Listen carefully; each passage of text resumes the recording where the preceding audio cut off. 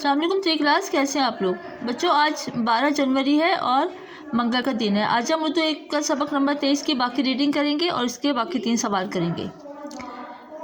जब दीबा कैंप में पहुंची तो उसे एक बच्ची नज़र आई जिसके पाँव में जूते नहीं थे। उसका नाम सारा था। जब उसने दीबा के जूते देखे तो अपनी माँ से कहने लगी, अम्मी याद है मेरे पास भी ऐसे जूते थे। ये देखकर सारा को बहुत दुख हुआ। दीबा के पास अपना घर था और बहुत सी नेमतें थीं, लेकिन सारा के पास कुछ नहीं था।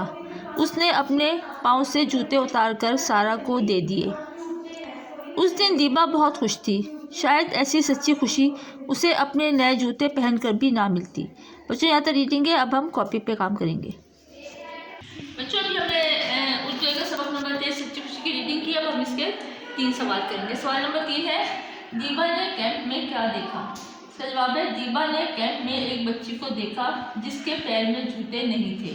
सवाल नंबर 4, दीबा कहाँ रहती थी। इसका जवाब है, दीबा जफरगढ़ में रहती थी।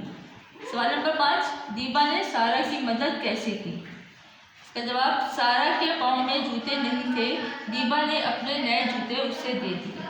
बच्चों ये काम आपने कॉपी पर करना है और उसको अच्छी तरह से याद भी करना है।